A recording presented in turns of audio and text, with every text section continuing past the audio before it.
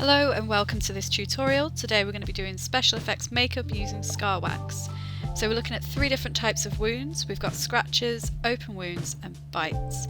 There are 3 different parts to this video, so I'll be going through the materials you will need, techniques we will use and finally the demonstration for each wound. Don't forget to pause the video at any point and remember to take your time. So the basics for this workshop is fake blood, scar wax and face paint, and that's in red and black paint. If you've got any other colours like yellow, brown and purple, this works well for bruising and you can use eyeshadow as well as face paint. And if you're using clear wax, then a foundation will work really well to blend it into your skin tone. You will also need a sponge, 2 paint brushes, one large, one small, and a palette knife, which is what I have here, or you could use a lollipop stick, works just as well, and a cotton bud. So the sponges will help to create texture on your skin tone, the large brush is for dusting off the prosthetic with powder, the small one for detail, the palette knife or lollipop stick is for carving out your wounds, and the cotton bud is for applying the blood. You will need plenty of Vaseline or cooking oil, baby powder or flour, or you could use a makeup setting powder if you have it, and a jar of water just for keeping those brushes clean.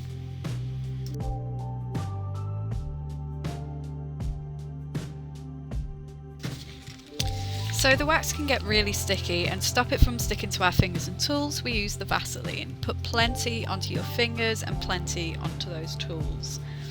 We also use it for blending out the wax, so once you've put the wax on your skin, dip the knife into the Vaseline and spread it over that wax onto your skin like butter. Just keep going over it and smooth it out until it really blends in with your skin. If the wax is hard, you can warm it by rolling it between your fingers. This will make it easier to mould by being a lot softer.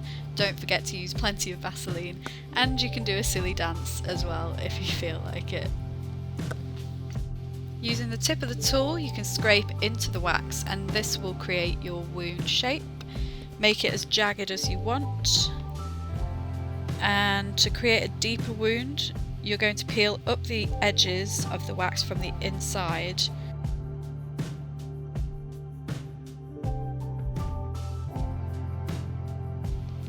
Using the sponge, you're going to dab around the wound onto the wax, so this will help create skin texture. It will be more realistic than having it smooth and shiny, and it will also get rid of any excess Vaseline that's left on there. Using the large brush, you want to dust powder into every part of that wax wound that you've just made. This will help the paint stick onto it later. Using the small brush to paint inside the wounds, you can use a black to create a darker shadow.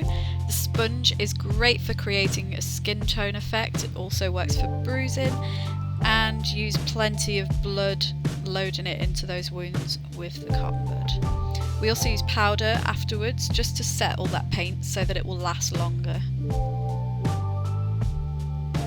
To remove, you can just scrape it off with your lollipop stick or palette knife. Remember to use plenty of warm soapy water and it will get rid of all that paint for you.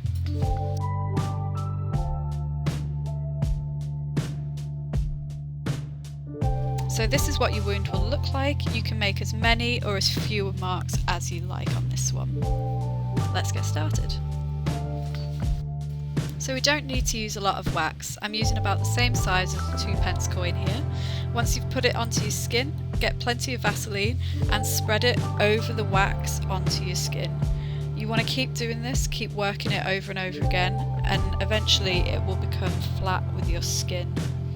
You can remove any excess by scraping it off with the palette knife, and you can also work with your fingers if you prefer. Sometimes it gets a bit easier towards the end to do that.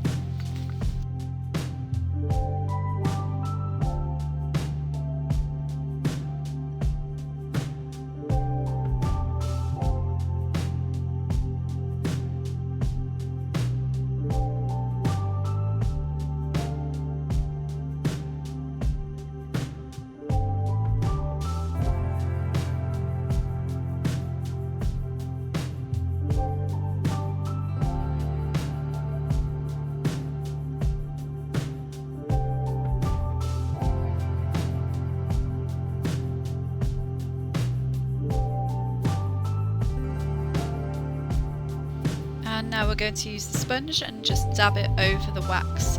This will help create a nice skin texture and remove any of the excess Vaseline.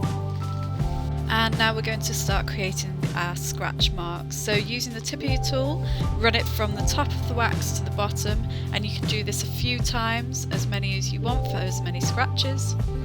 To deepen these wounds, we're going to go back through them, so dip your tool in the Vaseline and go back through those ridges, peeling up the edges. So now's a good time to just go back over any areas that need extra smoothing out.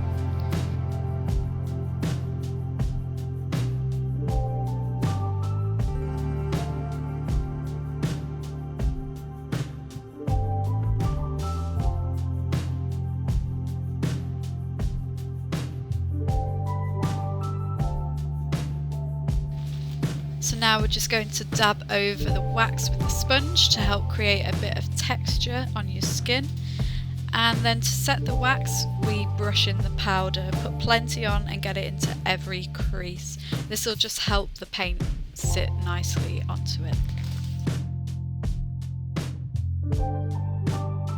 Dabbing off any excess water from your brush, apply the red paint straight into those creases.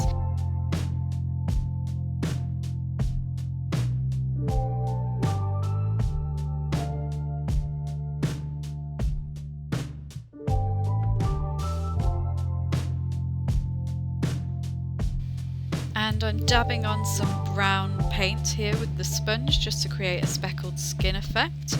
You can also use this with the red paint to create a speckled blood effect.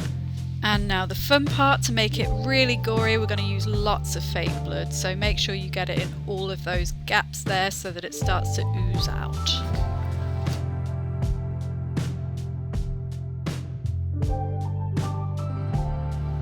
And now to create some dried blood marks, we smear it straight on, and using the clean end of your tip, you wipe that away. This will just leave a nice stain.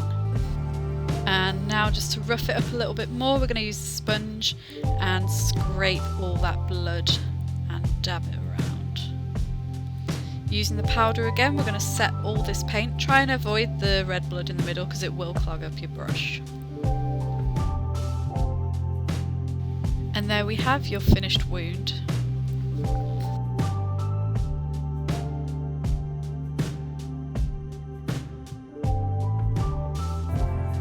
So this is the open wound. It's really gory and can be any shape or size that you want it to be. The great thing about this wound is that you don't have to be neat to make it look good. The more jagged the edges, the better. So let's begin by smoothing out that wax. Use about the same size as last time, the size of a 2p coin, and remember to get plenty of Vaseline to spread that out. Make it as even as possible, and you can make this as big as you want the area of your wound to be. So spend some time really smoothing that wax down, taking off any excess. Clean your tool as you go, and remember you can use your fingers if that's easier.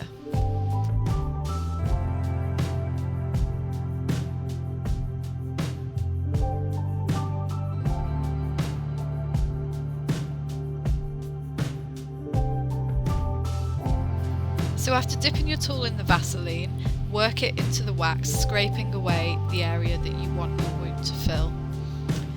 Removing the wax off the end of your tool, peel up those edges and work from the inside out.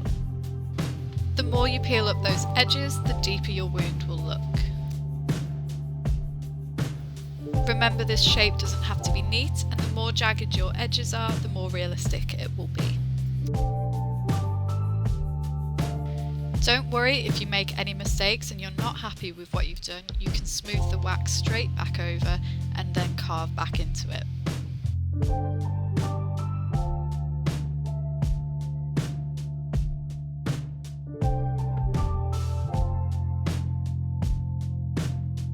So I'm smoothing out these outer edges and taking the excess and putting it inside the wound to create a thin layer. Using the tip of the tool, I'm going to create scratch marks inside that wound just to give it a bit more texture.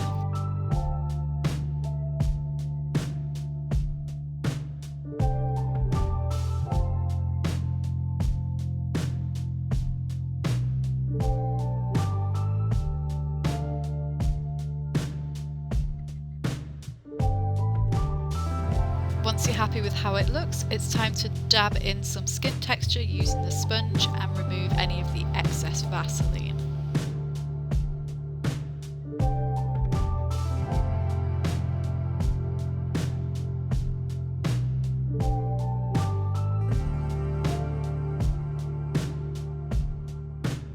And now it's time to powder the wound, making sure we get it into all of those gaps again and the outer area of the wax.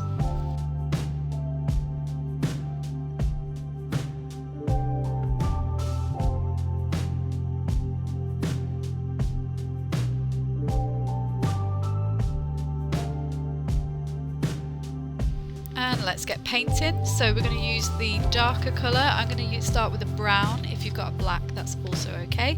And we're just going to use it around those inner edges there to create the shadow. Using the sponge with some of that brown paint, I'm going to dab it onto the skin to create a speckled skin tone. You can also do this with foundation.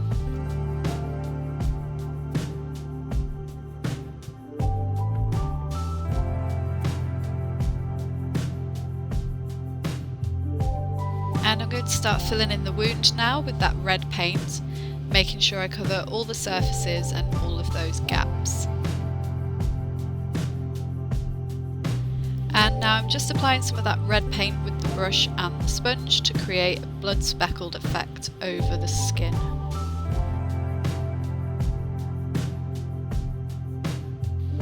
So now with those other colours, I'm going to go in with a yellow.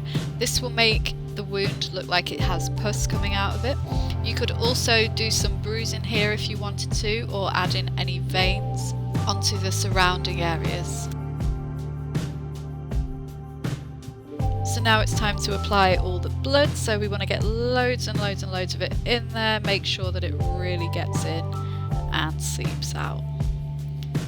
Now just to rough up those edges again, so we're going to apply some, smear it all over, and we're going to wipe some of that away, dabbing it off with the sponge and creating those scrape marks.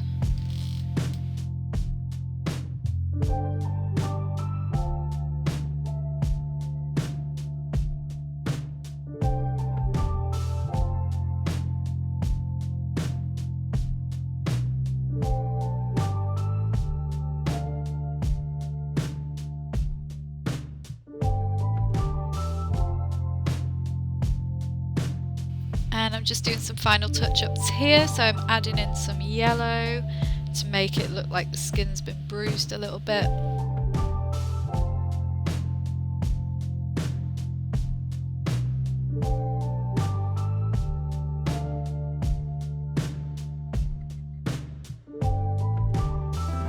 And when you're happy with the paint job, start putting the powder on around the outside of the wound and just brush it in, making sure you cover all that paint. This will make the paint last a bit longer.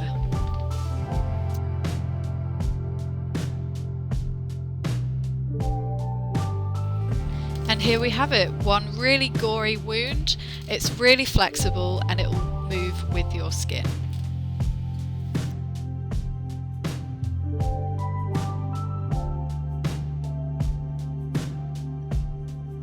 And finally we have the zombie bite. This one takes a little bit more patience to do and will definitely be easier to try on somebody else first. So find yourself a volunteer and let's get started.